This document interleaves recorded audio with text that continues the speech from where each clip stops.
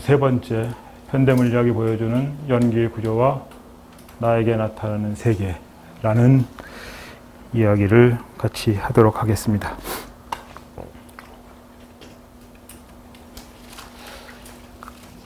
과학 철학자 칼 포퍼가 과학이라는 것이 어떻게 진보하는가라는 이야기를 하면서 이런 얘기를 했습니다.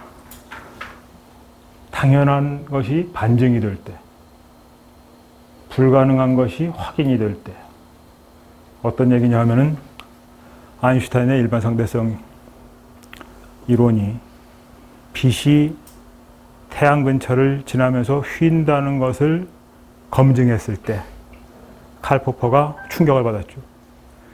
빛이라는 것은 다른 매질을 지나지 않는 경우 반드시 직진한다고 우리는 알고 있었는데, 그것을 너무나도 당연한 것이라고 생각하고 있었는데, 그것이 실제 상황에서 그렇지 않다고 하는 것이 확인이 됐을 때, 그런 명제를 제시하는 과학 원명은 굉장히 큰 진보를 의미한다라고 하는 것입니다. 그러니까 이거는 어떻게 보면은 요거군요. 도저히 불가능할 것 같은 이 명제인데 그것이 확인이 되는 거예요. 빛이 휜다는 건 이 경우에 해당이 되는 거고, 당연한 명제, 우리는 너무나도 당연하다고 생각하는 거, 땅이 평평하다 한다든가, 그런 거가 잘 보면은 지구는 둥근 거란 말이에요. 그것이 반증될 때. 그런 것도 되겠죠. 뉴턴 역학에서 뉴턴 역학이 우리의 어떤 직관적인 세계관하고 부합을 하는데 그것이 상대론에서 반증이 된단 말이에요. 그럴 때 과학은 엄청난 진보를 한다. 그러니까 우리가 아는 거를 조금 더 나가는 게 아니라 도저히 불가능한 것이 확인이 될 때, 그리고 너무나도 당연하다고 생각했던 것이 부정이 될 때 과학은 진보한다. 그런 예를 우리는 굉장히 많이 봅니다. 지구도 얘기했지만 진화생물학도 부모의 형질이 거의 그대로 자식에게 유전된다는 것을 우리는 너무나도 당연히 알고 있는데 그것이 부정된다는 거예요. 오늘은 여기까지는 지난번에 얘기했고, 그 다음에 물리과학 분야에서 지난 세기에 이룩했던 가장 큰 진보 세 가지가 상대성 이론, 양자역학, 그리고 일반인들에게는 잘 알려져 있지 않지만 정보 이론, 이 세 가지라고 저는 생각을 합니다. 사실은 이 셋 중에서 우리가 사실은 매일매일 경험하고 있는 그런 거는 양자역학하고 정보 이론입니다. 상대성 이론은 조금 좀 떨어져 있긴 하죠. 그런데 불교에서는 일체를 무상이고 무아이고 연기고 공이라고 이야기를 합니다. 그것도 사실은 우리가 피상적으로 우리가 살고 있는 세계를 보았을 때 당연한 거가 아니에요. 그래서 이들 사이에 어떤 관계들이 있는지를 오늘 생각해 보려고 합니다. 그래서 정보이론, 정보를 하는 거하고 생명이라는 거하고 아무 상관이 없을 것 같죠. 근데 사실은 굉장히 상관이 있습니다. 그리고 심지어는 진화하고도 관련이 됩니다. 그리고 갈릴레이의 상대론, 아인슈타인의 상대론, 양자역학의 세계, 그리고 얼마만큼 자세히 할 수 있을지 모르겠지만 미학의 문제를 조금 다뤄보겠습니다. 정보, 생명, 진화. 여기서 이런 차례로 논의를 하겠습니다. 수식은 요거 하나만 딱 나옵니다. 여러분 이런 생각을 해보십시오. 수식은 약간 복잡하게 제가 수식을 할 수 없이 썼습니다만, 이렇게 2층 집이 있습니다. 더 간단한 예로.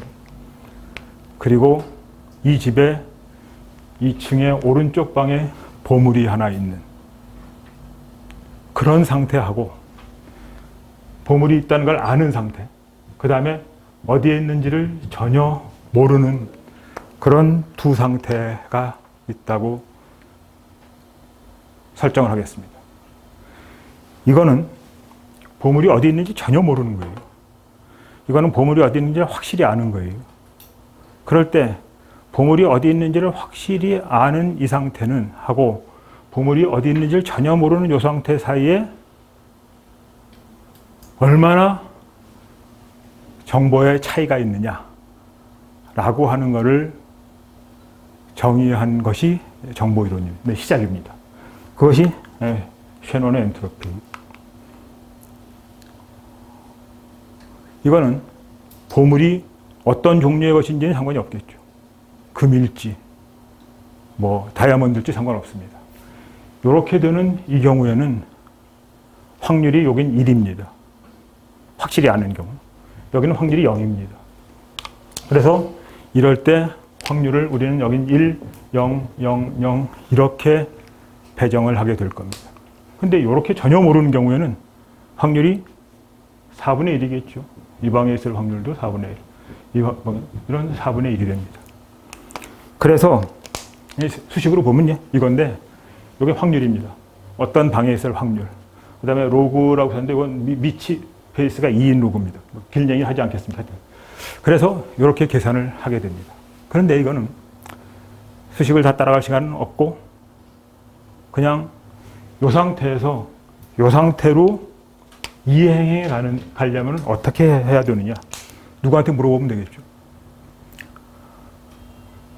그래서 전혀 보물이 어디 있는지를 모르는 그런 사람이 아는 사람한테 물어봅니다.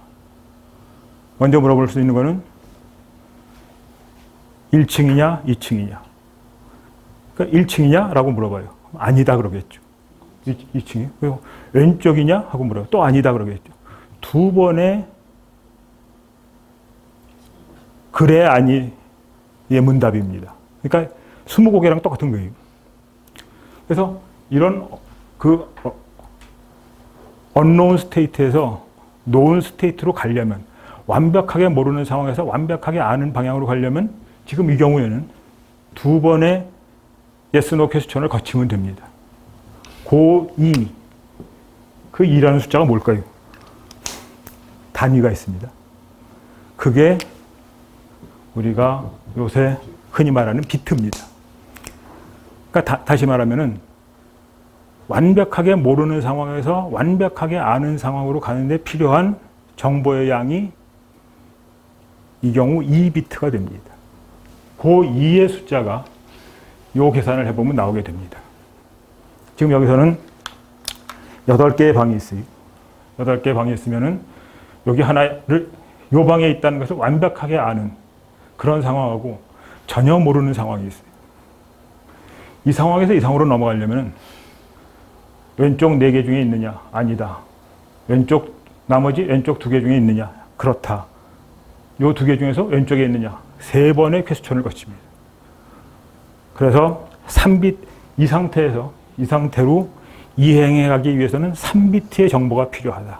그 3이 이 식을 계산하면 나옵니다. 그래서 여기 계산을 해보면 여기 전부 다 일단 8분의 1이겠죠. 8분의 1을 여기다 대입해서 계산을 하면 요 H 값이 3이 나옵니다.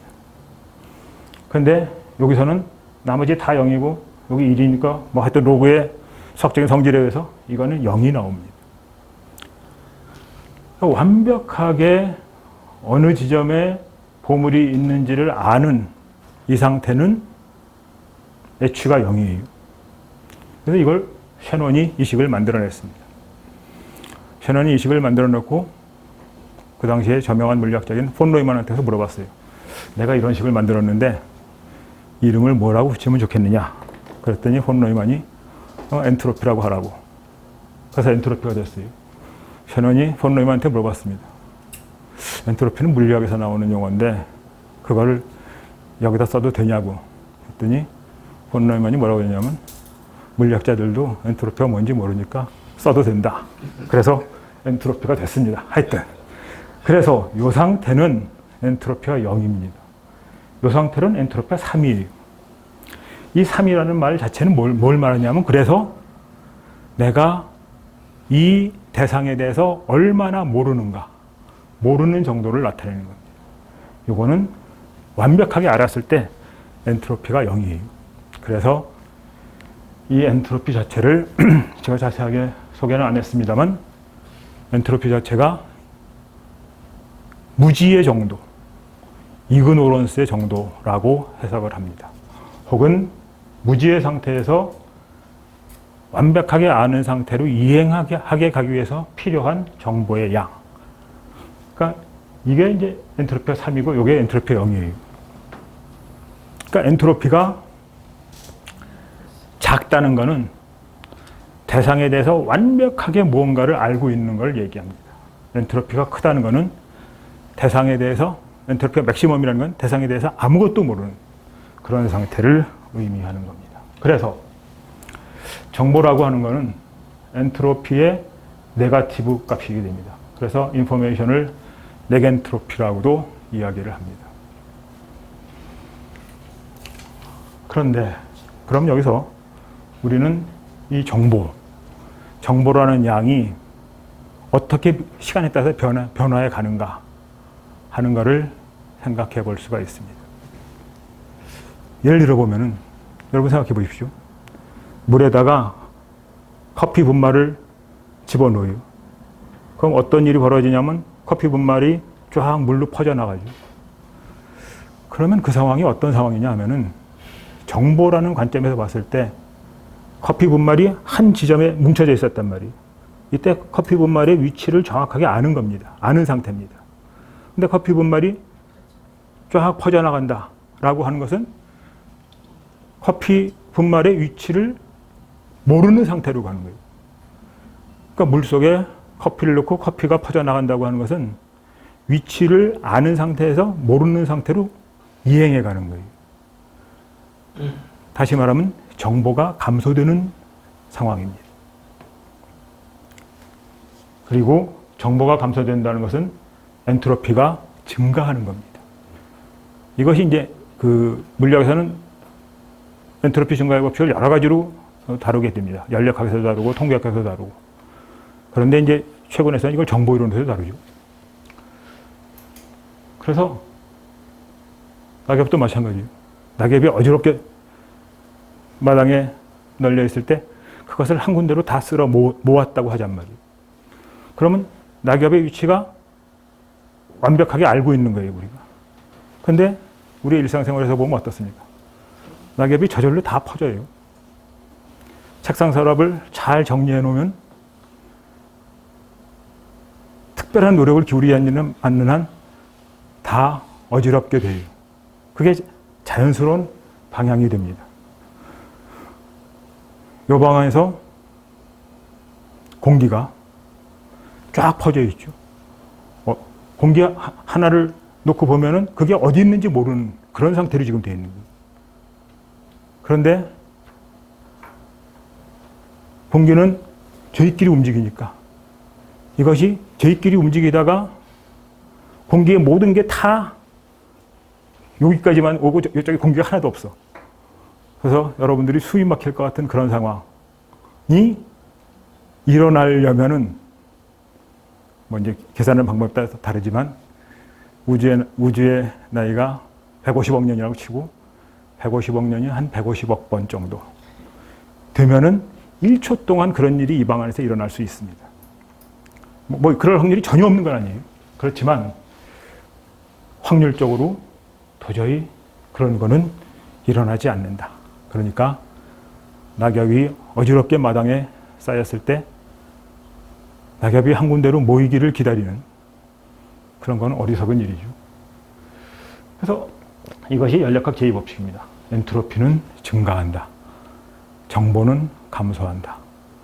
그러니까 공부를 하면은 정보가 늘어나는 거예요. 그거는 연력학 제2법칙에 위배되는 행위입니다. 사실은. 그래서 공부가 끝나고 나면은 자동적으로 배웠던 걸 잊어버리는 거. 그건 자연스러운 상황이에요. 그 연력학 제2법칙이야. 정보는 감소한다. 그래서 복습을 하는 거죠. 그런데 문제는 생명체가 그런 겁니다. 왜 그러냐 하면은, 그래서 어쨌건 이거는 물리법칙이 얘기하지 않는 물리 과정의 방향성을 말해줍니다. 그런데 이거가 지구와는 도대체 어떤 관계가 있느냐? 지구의 생명하고는 어떤 관계가 있느냐? 우리가 지난 첫 시간에 진화생물학에 대해서 자세히 알아봤습니다. 그런데 러브로겐 사람이 1960년대에 우주 탐사 계획을 하면서 화성에 생명체가 있는지를 탐색하는 그런 프로젝트에 참가하게 됐습니다. 이 사람은 화학자예요. 그런데 이 사람이 이제 가만히 생각을 해보니까 화성의 생명체가 지금 우리가 여태까지 보아온 생명체와 완전히 다른 생명체라면 뭔가가 있다고 하더라도 그놈이 생명인지 아닌지를 판단할 수가 없단 말이에요. 그래서 지구에서 한 번도 본 적이 없었던 생명체를 만약 만나게 된다면 그놈이 생명인지 아닌지를 알아내야겠다. 뭔가 기준이 있어야겠다. 그래서 생명이란 무엇인가? 라는 생각을 하기 시작했습니다. 그래서 그 당시에 유명하다는 생물학자들한테 모두 물어봤어요. 근데 생물학자들이 아무도 몰라요.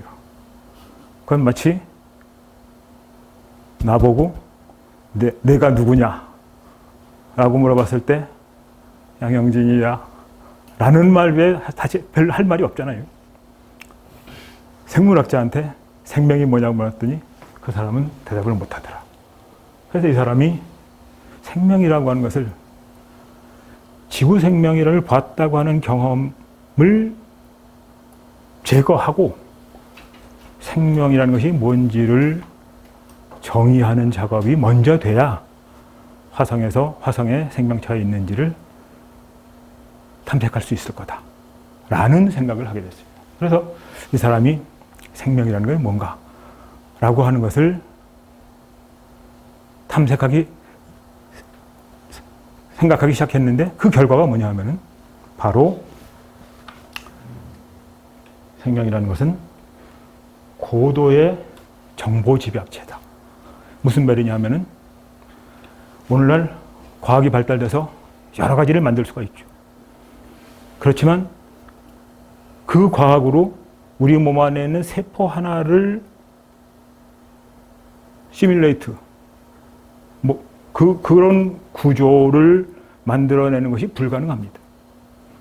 무슨 말이냐면 생명체의 세포 안에는 엄청나게 많은 정보와 그 안에서의 작동 매뉴얼이 저장되어 있는, 우리가 감히 신용낼 수 없는 정도의 고도의 정보의 집약체다. 그리고 그것은 그 스스로 자율 조절 기능이 있죠. 가령 우리 몸이라고 하면은 혈당이라든가 체온이라든가 그 피의 산성도라든가 그런 거를 밀접하게 조정을 하는 그런 고도의 정보체가 생명체가 됩니다. 그런데 생명을 그렇게 엔트로피가 낮은 고도로 정보가 집약된 체계라고 정의를 했더니 곧바로 어떤 결론에 도달하게 되냐면 지구 전체가 하나의 생명이다. 지난 시간에 진화생물학 얘기하면서 말씀을 드렸습니다만 지구는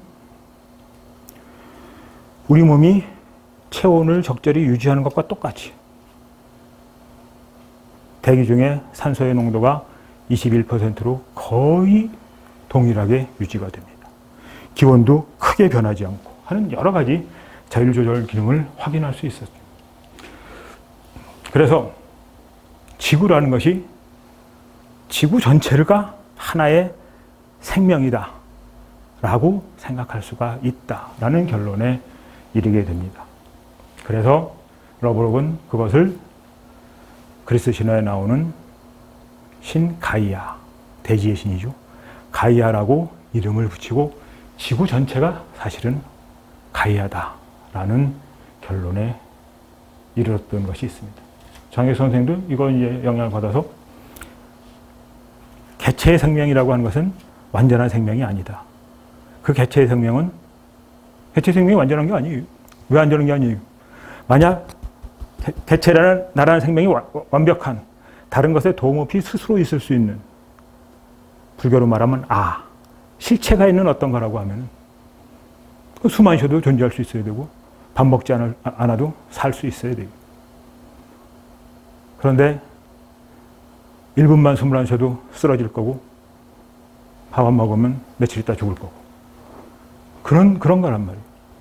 그러니까 하나의 단위 생명체라는 건 그 자체로 혼자서 있을 수 없는, 불교적으로 말하면 연기적인 존재일 수밖에 없다. 그래서 온생명이라고 이야기를 합니다. 그래서 여기까지의 얘기는 생명이라고 하는 것은 서로 의존하고 연관되는 관계의 맥락 속에서만 존재할 수 있는 거다. 그런데 우리가 아까 연력학 제2법칙을 얘기했단 말이에요. 연력학 제2법칙은 가만히 놔두면 정보는 저절로 소멸하고 무지의 정도는 점점 늘어나고 그런 과정을 이야기하는 거란 말이에요. 그런데 생명의 진화라는 것은 얼핏 보면 그것과는 다른 방향으로 가는 것 같습니다. 왜 그러냐 하면은 원시 생명체는 다 그런 건 아닙니다만 원시 생명체는 몸의 부피가 작은 것도 있었단 말이에요. 그런데 그런 상태에서 38억 년의 진화의 과정을 거치면서 지금은 이만한 몸뚱이, 코끼리, 고래 같은 놈들도 있단 말이에요. 그러면은 단세포 혹은 이전의 생명체에서 이렇게 덩치가 큰 놈까지 오게 되는 그 과정은 연력학 제2법칙이 얘기하는 것과는 다르게 정보의 양이 점점 커진, 정보에 집약된 양이 점점 커진 그런 어떤 개체가 만들어지는 건데, 그렇다면은 이거는 이런 진화의 과정이라는 것은 연력학 제2법칙과 연력학 제2법칙에 위배되는 것이 아니냐라는 생각을 할 수 있게 됩니다. 그러나 그렇지 않습니다. 만약에 그런 논리에 의해서 진화가 불가능한 거라고 한다면은 어린아이가 어른이 되는 것도 불가능해요. 어린아이의 3kg의 아이가 60kg의 어른이 된다 라고 하는 것도 엄청나게 정보가 집약된 체계가 커지는 거죠. 체계가 커지는 거죠. 거기에는 이제 이유가 있습니다. 가만히 놔뒀을 때는 엔트로피는 증가하고 가만히 놔뒀을 때는 정보의 양은 점점 줄어들지만 거기에 뭔가가 개입이 돼요. 에너지가 개입이 되면은 정보의 양이 늘어날 수가 있어요. 에너지가 개입이 되면 어린아이가 어른이 될 수 있고 원시 생명체가 고등 생명체가 될 수가 있다. 그 과정이 있으니까 자연적인 과정은 정보가 소실되는 과정이지만 우리가 에너지를 투입해서 공부를 하면은 우리의 지식이 늘어난단 말이에요. 정보가 늘어날 수 있어요. 그래서 생명체라는 것은 에너지가 유입되면서 에너지가 유입된다는 바로 이 사실 때문에 생명의 유지가 가능한 체계다. 에너지를 사용하는 거죠. 그게 이제 호흡의 과정입니다. 그리고 똑같이 생명이 유지되는 것 같이 에너지를 사용함으로써 생명체의 진화가 가능해진다. 이것은 생명의 세계라는 것이 의존하고 연관되는, 서로 의존하고 연관되는 연기적 구조 안에서 이루어진다 하는 것을 얘기합니다. 이거 저는 전에 다 얘기했던 건데, 그럼으로써 이런 생명의 진화가 가능해지고 지구에서는 지금과 같은 산소의 농도가 유지될 수 있었고, 그렇게 지구 대기가 형성되었기 때문에 우리가 지금 지금은 아니지만 낮에 바깥에 나가보면 파란 하늘을 볼 수 있다. 그러니까 그런 무수한 과정을 통해서 지금 우리가 알고 있는 지구의 생명체가 탄생을 했고 우리가 알고 있는 대기가 형성이 됐고 푸른 하늘이 만들어진 겁니다. 지난 시간에 자세하게 말씀드렸던 것 같이 하늘이 푸르다는 자성을 가지고 있지 않음에도 불구하고 우리에게는 맑은 날 햇빛이 드는 하늘이 파랗게 보입니다. 푸른 하늘이 있다는 이 간단한 사실도 그러기 때문에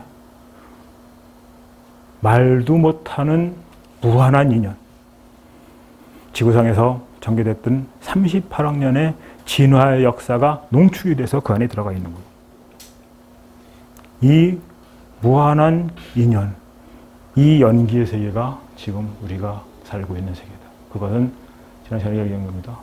중도적인 것이고 이런 세계다. 그래서 지난 시간에 있던 거는 그냥 쭉쭉 넘어가겠습니다. 그래서 우리가 사는 세계는 이런 연기의 세계다. 조금 아까 말씀드린 거는 시간적으로 공간적으로 의존과 연관의 연기의 망이 형성되어 있는 세계.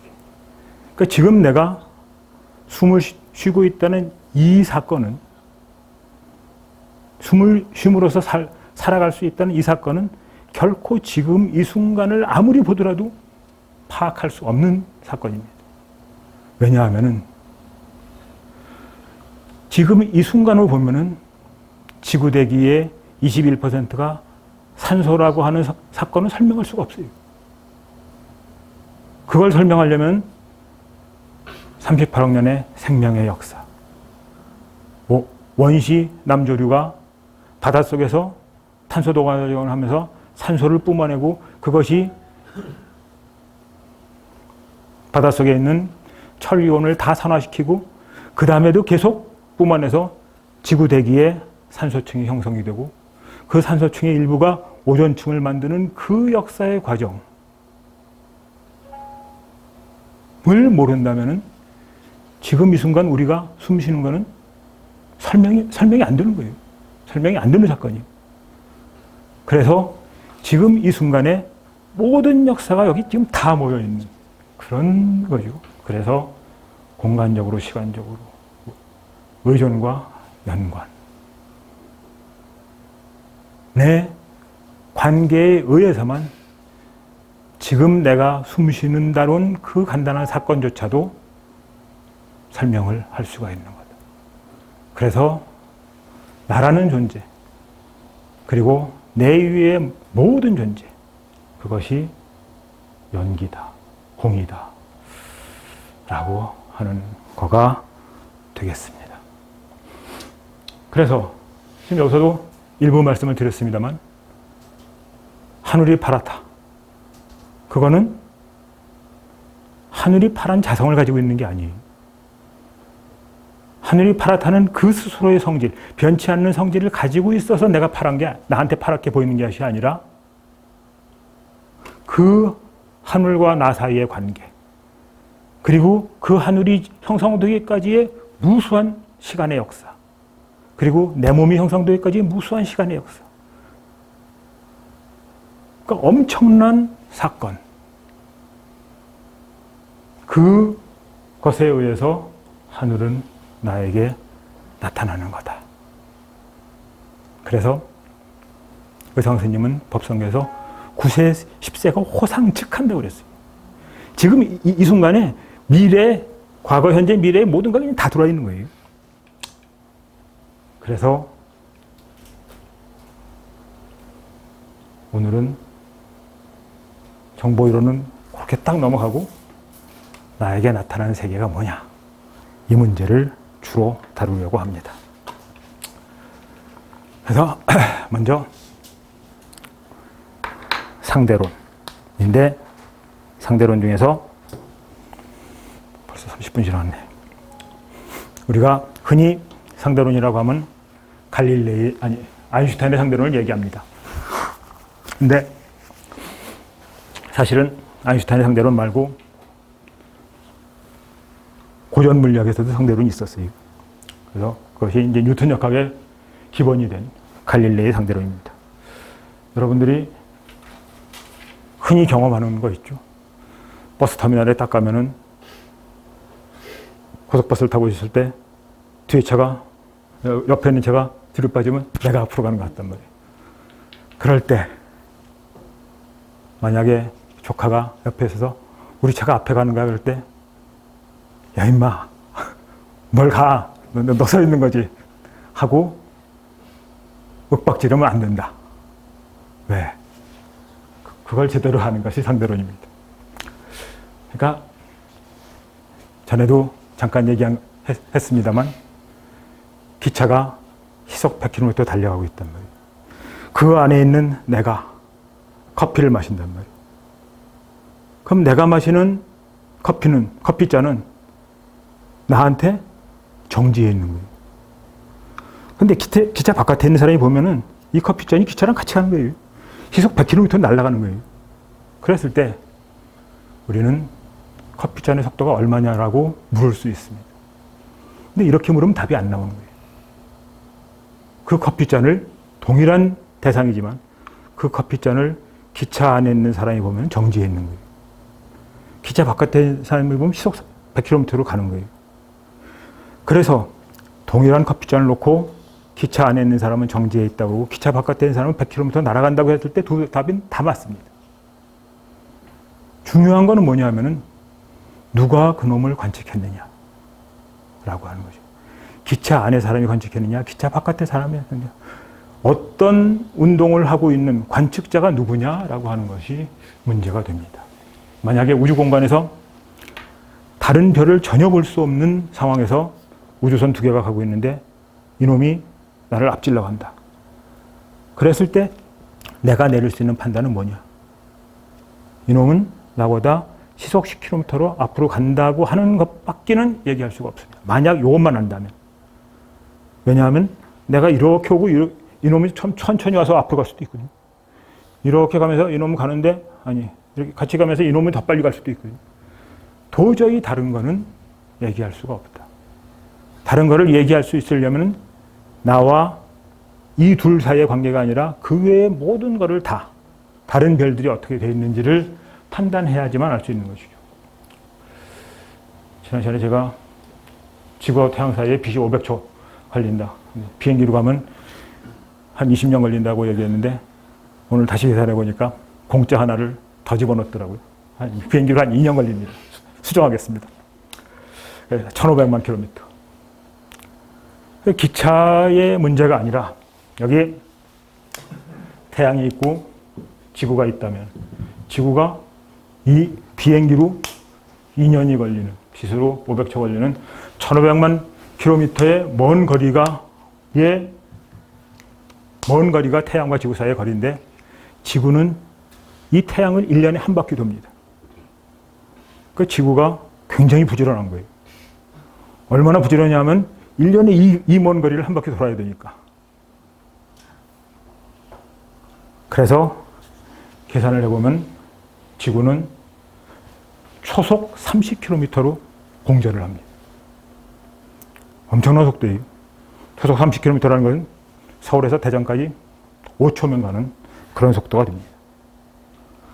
그러니까 이렇게 놓고 본다면은 지금 이 물체는 우리가 보면 정지해 있는 거죠. 근데 지구 바깥에서 보면 이 물체는 초속 30km로 그냥 어마어마한 속도로 날아가는 거예요. 우리가 이 물체를 정지해 있다고 하는 유일한 이유는 우리가 태어나서부터 지금까지 한 번도 이 지표면을 떠나본 적이 없기 때문에. 그러나 이거는 정지해 있는 게 아니죠. 뭡니까? 나한테 정지해 있는 걸로 보이는 거예요. 그 물체의 어떤 속성 때문에 이게 정지한 게 아니라 나한테는 정지한 걸로 보인다. 이것이 갈릴레이의 상대론입니다. 거꾸로 가고요. 그래서 갈릴레이의 상대론은 물체의 속도라는 것이 상호 연관의 관계 속에서 만들어진다. 다시 말하면 물리학은 객관적인 대상에 변치 않는 성질만 얘기하는 것이 아니라는 것을 이제 여기서 조금 알 수 있습니다. 이물체의 속도가 뭐냐라고 하는 것 자체만 놓고 보더라도 이물체 자체에서 해답이 주어진다면 유일한 답이 있어야 될 거예요. 그렇지가 않다.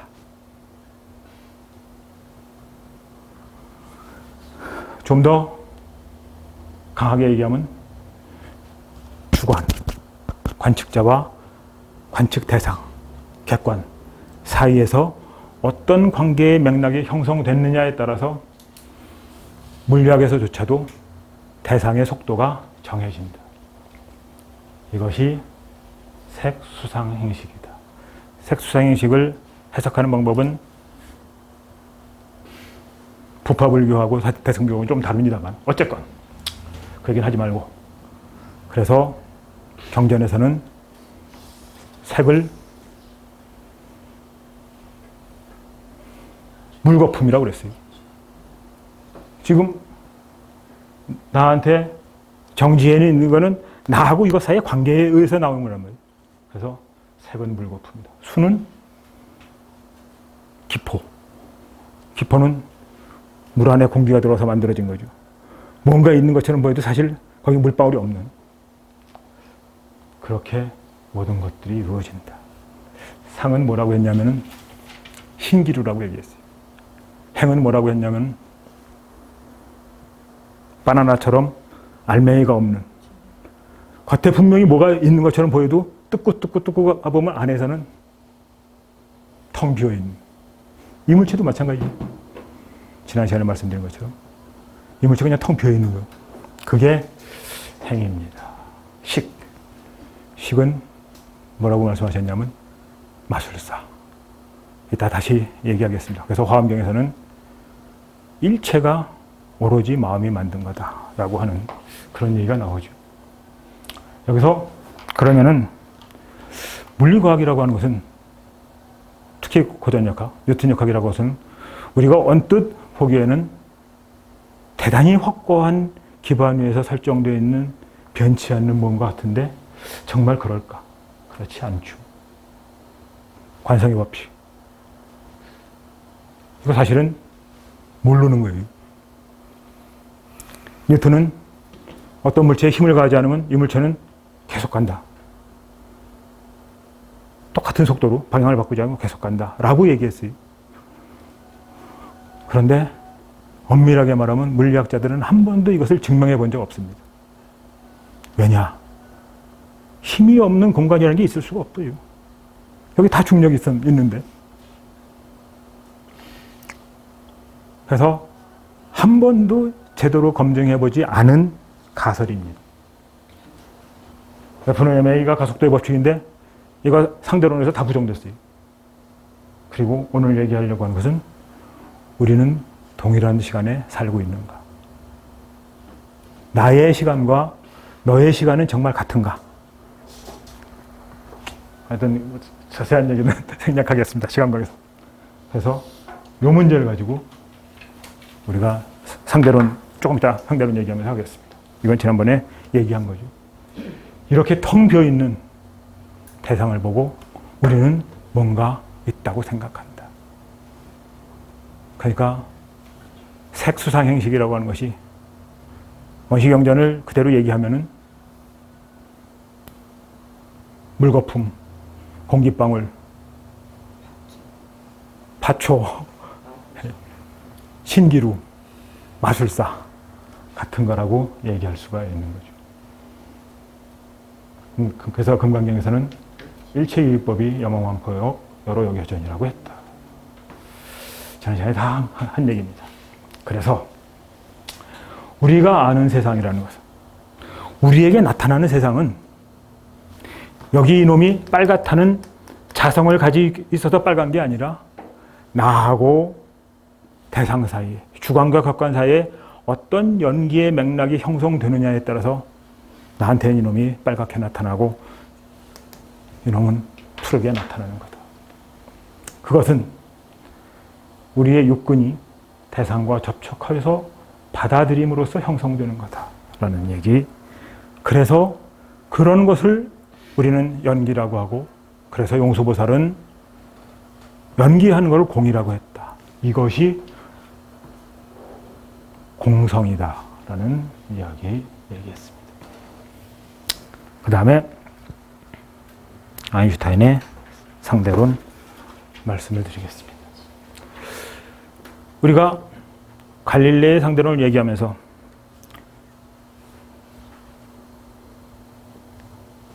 날아가는 빨리 가는 기차 안에서 있는 사람이 마시는 커피잔 얘기를 했습니다.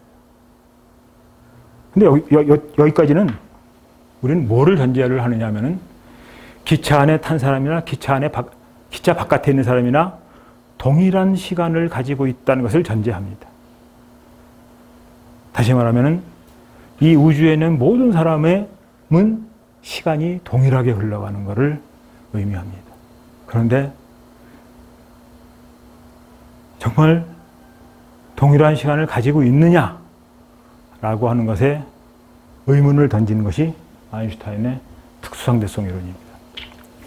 여기서 특수라고 하는 것은 정말 특별한 상태.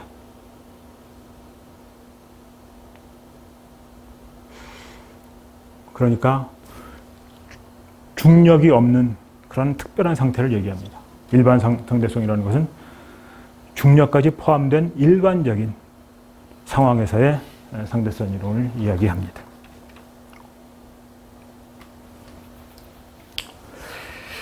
생각해 볼 건 이런 겁니다. 우주선 안에 사람이 하나 있어요. 그 우주선이 굉장히 빠르게 가고 있어요. 관측자가 안에도 있고 바깥에도 있습니다. 이 두 사람한테 시간이 동일한가? 이 두 사람한테 동시라는 건 뭔가? 라고 하는 문제, 동시성의 문제를 살펴보도록 하겠습니다.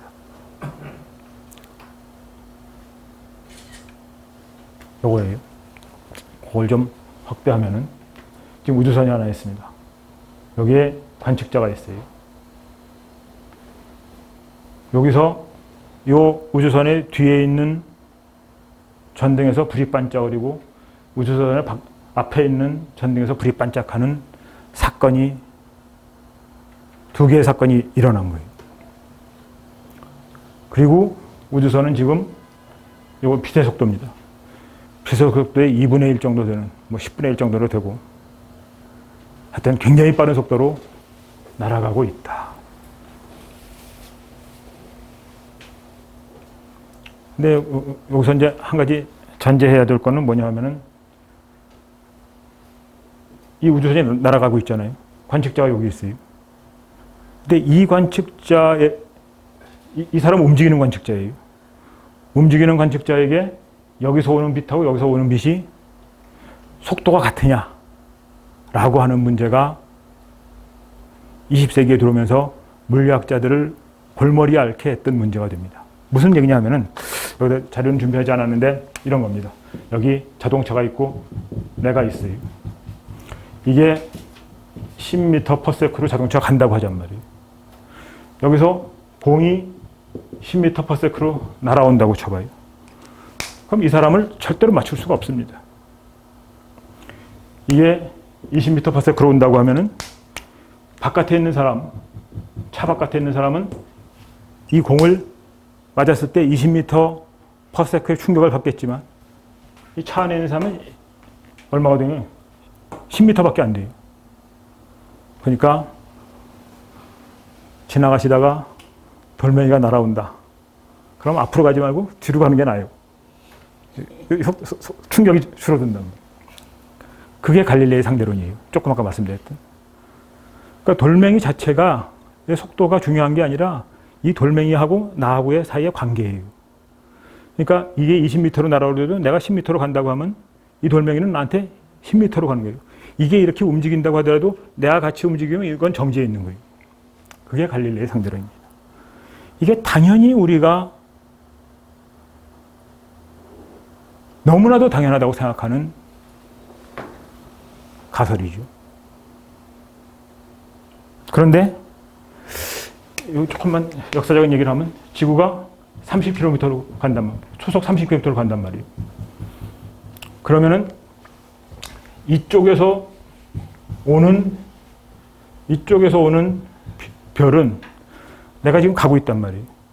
이쪽에서는 별빛은 30만 km per sec라고 하더라도 내가 30km 가고 있기 때문에 이 별빛은 29만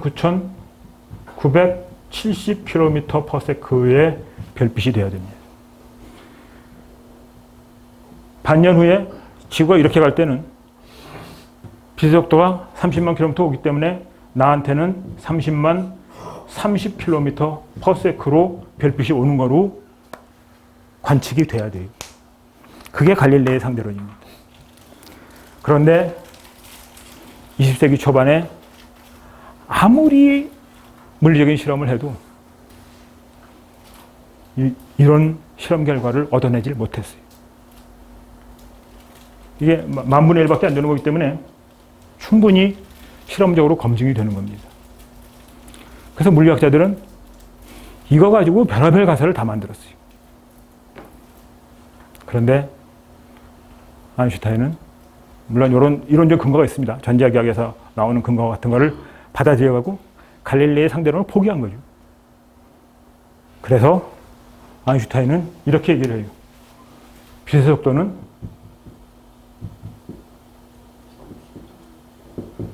초속 30만 킬로미터다 라고 정의를 해버려요. 그러니까 그렇게 수많은 물리학자들이 골머리를 썩였던 문제인데 아인슈타인은 그냥 특성대성을 해서 빛은 30만 킬로미터야. 그럼 끝이에요. 그러니까 특성대성 이론은 딱 두 가지의 가설밖에 없습니다. 하나는 빛의 속도는 누구에게나 동일하다. 이거다. 그거를 우리는 상수라고 합니다. 상수. 그래서 물리학에서는 그걸 유니버설 컨스턴트라고 하는데 저 엄청난 얘기예요. 빛의 속도는 그냥 상수다. 그러니까 내가 관측자가 지금 어마어마한 속도로 달려가고 있단 말이에요. 이 관측자한테 우주선의 뒤에서 오는 빛이나 우주선 앞에서 오는 빛이나 똑같아. 그거는 이 바깥에 관측자가 있다. 이 관측자에게도 이 빛은 30만 킬로미터, 이 빛도 30만 킬로미터 오는 거예요. 여기서 물리학자들은 받아들이지를 못하는 거죠. 어떻게 그게 정당화될 수 있느냐. 근데 아인슈타인은 그냥 가정밖에 안 했어요. 그래서 물리학자 집단에서 이것을 용인을 못했습니다. 그리고 아인슈타인은 이런 위대한 업적임에도 불구하고 그래서 특성대성 이론으로 노벨상을 못 받았어요. 딴 걸로 받았어요. 왜냐? 물리학계가 받아들이지 않으니까. 그래서 어쨌건 지금 그건 아인슈타인이 가정한 대로 이놈한테도 빛은 30만 킬로미터, 바깥에 있는 사람한테도 30만 킬로미터로 옵니다. 그럼 어떻게 될 거예요? 우주선이 가면서 내가 가고 있기 때문에 여기서 오는 빛을, 이 전등에서 오는 빛을 먼저 보는 거예요. 이 전등에서 오는 빛을 나중에 봅니다. 이거를 하나로 해서 그리면은 양쪽에서 불이 딱 켜졌어요. 그런데 나도 가고 있기 때문에 이게 오지만 이 앞에서 오는 빛을 먼저 본다. 그런데 여기 서 있는 우주선 바깥에 있는 사람은 가지 않고 정지해 있으니까 이것이 동시에 오게 될 거예요. 다시 말하면 우주선 바깥에 있는 사람은 뒤에서 온 빛과 앞에서 온 빛을 동시에 보게 됩니다. 그런데 우주선 안에 있는 관측자는 앞에서 온 빛을 먼저 보고 이게 따라오긴 따라오겠죠. 조금 있다가 우주선 뒤에서 오는 빛을 보게 돼요. 그래서 우주선 바깥에 있는 관측자는 이 두 개의 전등이 동시에 반짝였다고 보는 거예요. 근데 우주선 안에 있는 사람은 앞에 있는 전등이 먼저 반짝거렸고 뒤에 있는 전등이 조금 있다 반짝거렸다 라고 하는 것이 아인슈타인이 빛의 속도가 우주선 안에 있는 관측자나 우주선 바깥에 있는 사람에게나 동일하게 30만 킬로미터라고 하면은 벌어지는 일이 되게 됩니다. 아까는 갈릴레이 상대론에서는 기차 안에 있는 탄 사람한테 이 컵이 정지해 있지만 바깥에 있는 사람은 시속 100km로 간다고 그랬어요. 그렇지만 기차 안에 있는 사람이나 바깥에 있는 사람은 동일한 시간을 가지고 있다는 게 이 얘기입니다. 그런데 여기서는 아인슈타인의 상대론에 오면은 기차 우주선 안에 있는 이 T는 우주선 밖에 있는 사람하고는 다른 시간을 가지는 거예요. 우주선 바깥에 있는 사람은 이 두 전등이 반짝이는 사건을 동일한 시간에 일어났다고 보는 세계에 살고 있는 거고, 우주선 안에 있는 이 T는 두 개의 전등이 하나가 먼저 일어나고 하나는 나중에 일어난, 다른 하나는 나중에 일어났다고 보는 세계에 살고 있는 겁니다. 이것이 특성대성 이론에서의 동시성의 문제가 됩니다. 그러니까 갈릴레이 상대론에서 하나 딱 더 나가서 이제는 시간이, 아까는 속도만 달라졌었어요. 관측자에 따라서 속도만 달라졌는데 이제는 내가 관측하는 대상하고 어떤 관계의 맥락에 놓여 있느냐에 따라서 시간마저도 달라지는 그런 세계가 된다. 이것이 동시성의 문제가 됩니다. 그래서 어떤 사람에는 A라는 사건이 먼저 일어나고 B라는 사건이 나중에 일어나지만, 또 다른 관측자에게는 B라는 사건이 먼저 일어나고 A라는 사건이 나중에 일어나기도 합니다. 그래서 이걸 가지고 영화를 만드는 사람들이 아들이 어떻게 되지? 아들이 어머니의 아버지가 되는 그런 상황을 만들어내죠. 그거는 안 됩니다. 왜냐하면 아인슈타인 상대론에서 인과는 부정이 안 돼요. 그래서 이 인과가 부정이 안 된다는 얘기는 아들은 어머니의 과거든요. 코잘리티라고 하는데, 아들은 어머니의 과인데 이 과가 어머니의 인이 될 수는 없는, 그건 이제 조금 다른 논의를 해야 됩니다만 광속도가 일정하기 때문에 그렇습니다. 인과는 부정이 안 돼요. 그렇지만 인과가 아닌 거, 조금 아까 이 사건은 뭐냐 하면은 이 불이 반짝거린 이 사건 A와 우주선 앞에 있는 전등이 반짝거리는 사건 B는 사건 A의 원인에 의해서 사건 B가 일어났다거나 사건 B의 원인에 의해서 사건 A가 일어나는 인과관계가 성립되어 있는 사건이 아닙니다. 이렇게 인과관계가 설정되어 있지 않은 두 사건은 관측자의 운동 상태가 어떠냐에 따라서 선후관계가 바뀔 수 있다. 그러나 시간의 선후관계, 전후관계가 뒤바뀔 수가 있다. 이것이 동시성의 문제가 됩니다. 그렇다고 해서 이것이 인과를 부정하는 건 아니다. 여기서 시간이 늘어나면 조금 수학 계산을 해야 되니까 공간의 수축 하나만 딱 얘기하겠습니다. 여기서 이제 이걸 보세요. 이 길이 어떻게 됩니까? 길이를 잴 때 우리는 당연히 요 두 개 재면 되지라고 얘기를 해요. 그런데 그건 정지했을 때 얘기입니다. 이게 움직인다고 생각해 보세요. 움직인다고 하면은 가령 예를 들어서 이 정지했으면 양쪽에 딱 점을 찍고 이 점 사이에 자를 대고서 이거의 길이를 재면 됩니다. 근데 이게 움직일 때는 여기다 점을 딱 찍었어요. 그리고 움직여서 여기다 점을 딱 찍어요. 그럼 이렇게 돼요. 뭐가 굉장히 중요한 문제가 되냐면 요거의 길이를 잴 때 앞과 뒤를 동시에 찍어야 돼요. 움직여가면서 이거 동시에 찍어야 돼. 그래야 이 길이가 나오는 거예요. 그런데 우리는 조금 아까 동시성이라고 하는 것이, 물론 여기에는 수학적인 내용이 있어야 됩니다만 그냥 말로도 설명이 가능해요. 동시성이라고 하는 것이 사람에 따라 다르단 말이에요. 바깥에 있는 사람은 이 두 전구의 반짝임이 동시입니다. 그래서 이 사람한테는 여기서부터 여기까지가 길이에요. 근데 이 사람한테는, 이 T한테는 이 두 사건이 동시가 아니에요. 동시에 찍어야 된단 말이에요. 길이라는 건 동시예요. 그러니까 이렇게 이것과 상대 운동을 하고 있는 관측자에게는 길이가 달라질 수밖에 없다.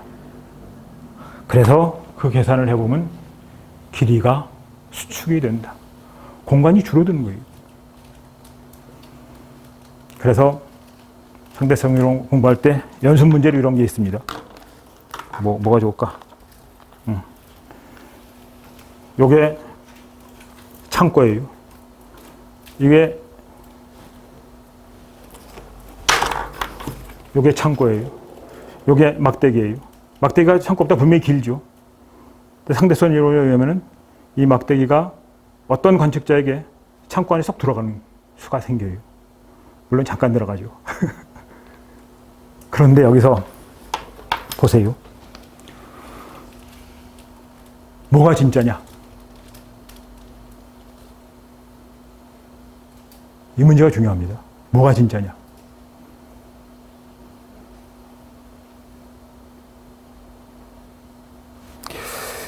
지금 갈릴레이 상대론을 가면은 기차를 타고 가는 사람이 마시는 커피잔, 이게 움직이느냐 안 움직이냐? 뭐가 진짜예요? 진짜 없어요.